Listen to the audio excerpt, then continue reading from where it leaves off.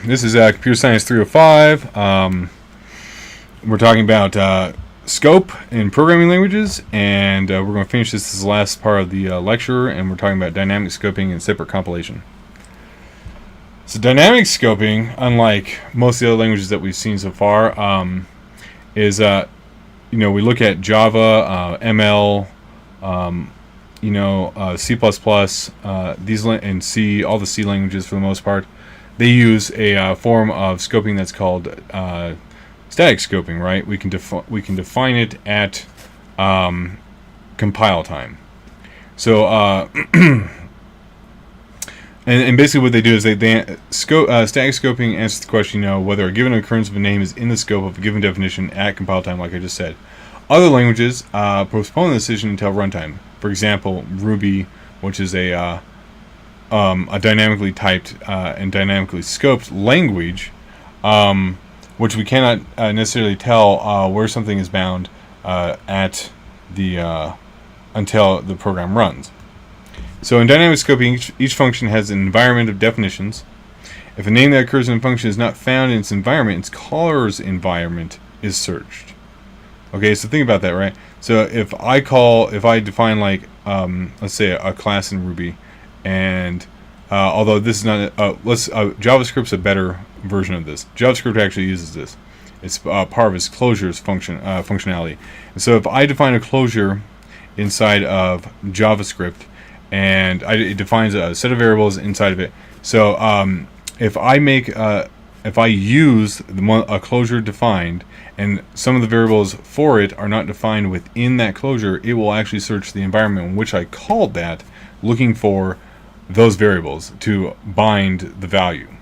So and this continues all the way back. Now most languages will stop this at a certain level and will cause an error, because if you search all the way back through the chain of callers, that generates issues with scoping itself and with understanding the programming language.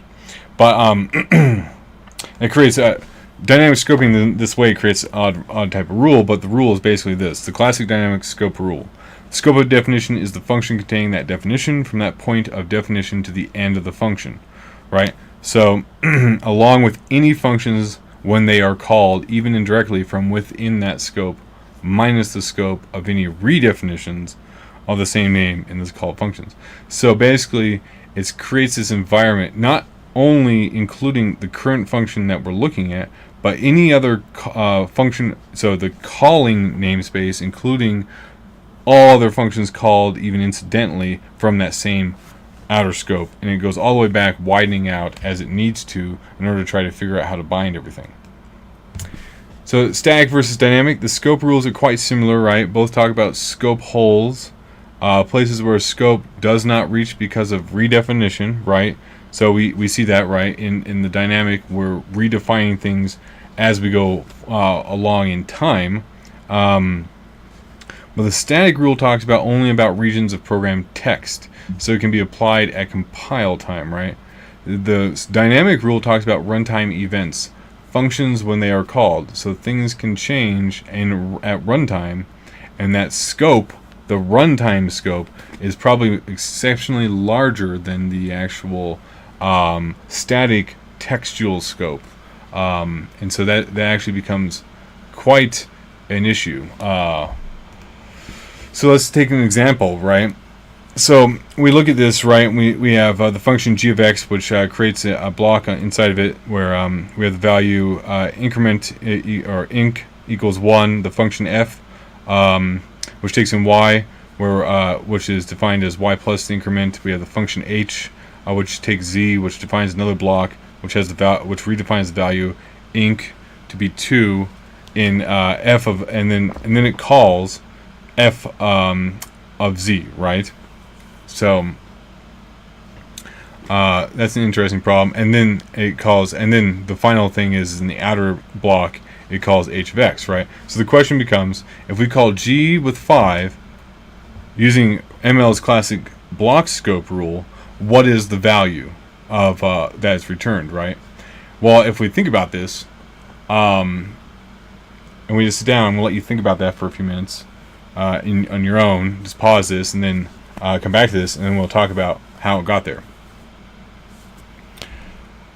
So essentially, I think it's on the next slide actually, we talk about this, is that if the value of inc equals 1 moves to the function y, right? And so y plus inc tells us, so it'd be y plus 1, right? So when I come down to, so that means the reference to inc is bound to the previous definition of the same block, right? Which makes sense. The definition F's caller's environment is inaccessible. We don't know where F was called from. We don't care. Now, and that makes sense, right? So if we call G of 5, and we look at this, we go down and we see that we call H of X, H of Z redefines inc, but it's not used within that scope. And so then we see that the only inc that we have available is the original one, which then calls F of Z, which says Z, which would be the value of Z is 5, right? And so it says 5 plus 1 in this case, and returns that value. That value is 6, is finally returned all the way back to the top, which is G of X, right? So it returns 6 in ML. Now let's think if ML used a dynamic scope, right? With a dynamic scope, the reference to inc is bound to the definition in the caller's environment. So now, when we put in G of 5, right, it goes all the way through. 5 gets passed from X to the function H, which says Z is now 5, right? Now Z is passed, 5 is passed to F of Y, right? So Y is 5 plus inc. Now inc, it first looks in the caller's environment, and that looks in and says, oh, we have inc is equal to 2, so we'll add 2 to that, because the caller is H, and that ends up causing the return value to be 7, and then that returns back from here back to F, the call of F of Z, which then is 7 still, which gets returned, H returns back down to here, that returns 7, and G of 5 returns 7. So that is if this is the normal thing that you work in, the normal way the language works, you normally would think this way inside the language. It's a trick, though, thinking in this type of scope. But that's the typical way that a lot of like languages like JavaScript and a few others work. So we just have to understand that. So so where does this arise? So it's not very common. Some dialects, Lisp and APL, I know that it's a part of JavaScript in some areas. Some languages derived from JavaScript do not allow dynamic scoping. Like I believe TypeScript prevents it, but or tries not to in its definition of language, but does transpile to JavaScript, so it comes back. But it's available as an option in Common Lisp. It has drawbacks, right? When you are trying to use this, if you're allowing it to go all the way back and look at any different area, potential caller, well then it becomes really inefficient to implement this, because it becomes this really long search. So typically it needs to be bounded, right?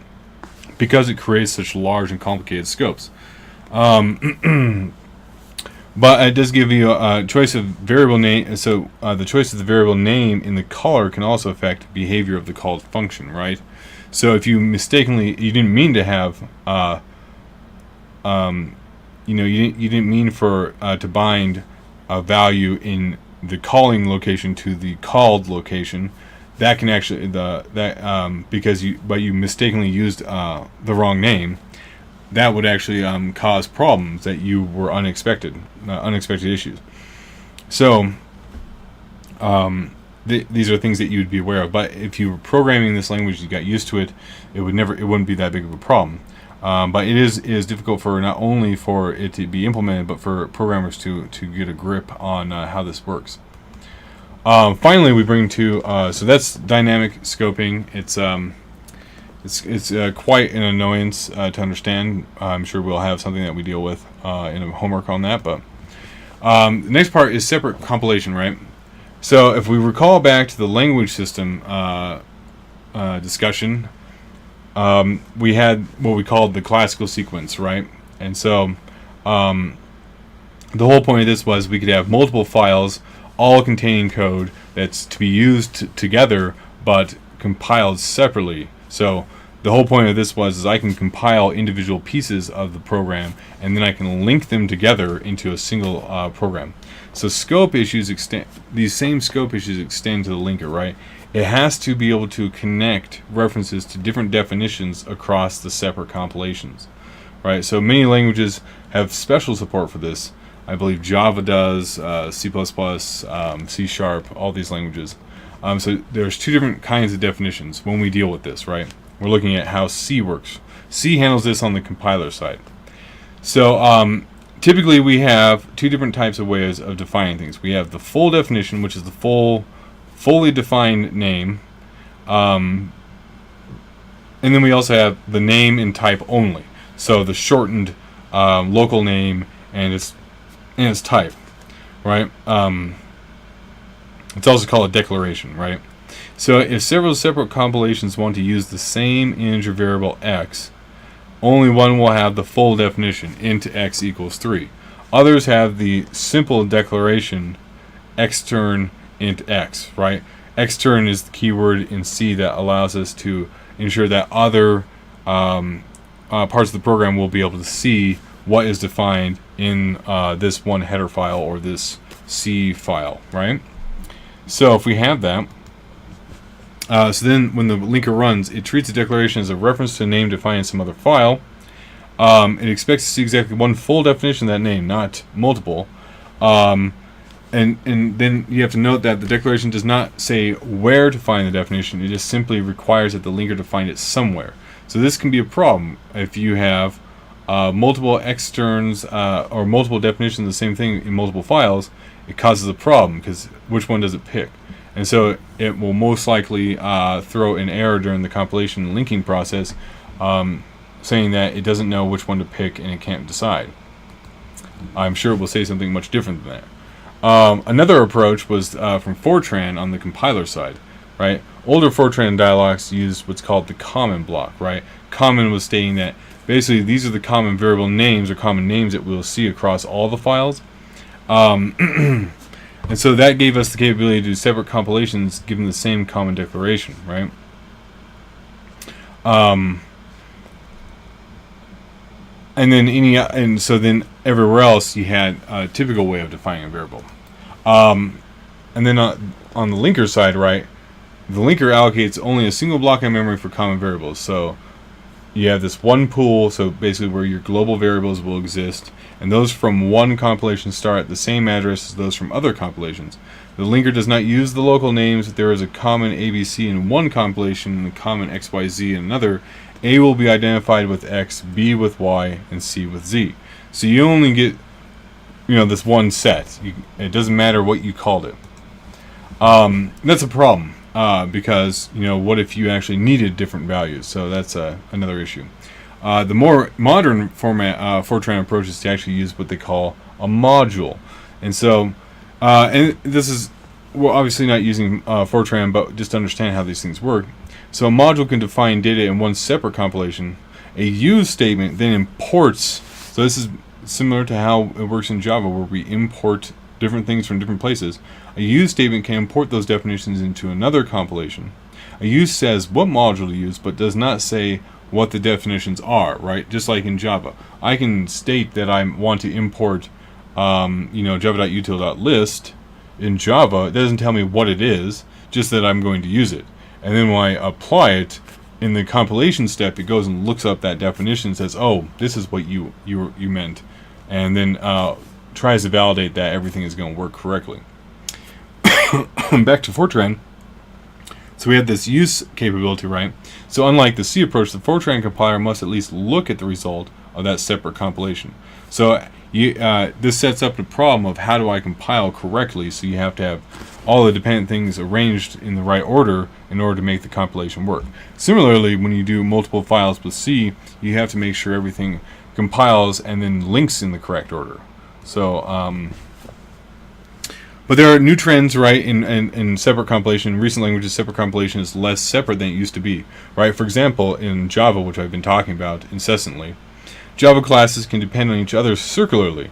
See, the Java compiler must be able to compile separate classes simultaneously, which is interesting. It actually, so I try not to tell anyone to ever compile from the command line, because it becomes this nasty thing that it can do. But what Java will do is we'll attempt to find the Java source files for the class in question. If it's not already compiled, doesn't know about them, and then we'll attempt to compile them in order to compile the one it's currently looking at. But it can do more than one at a single time.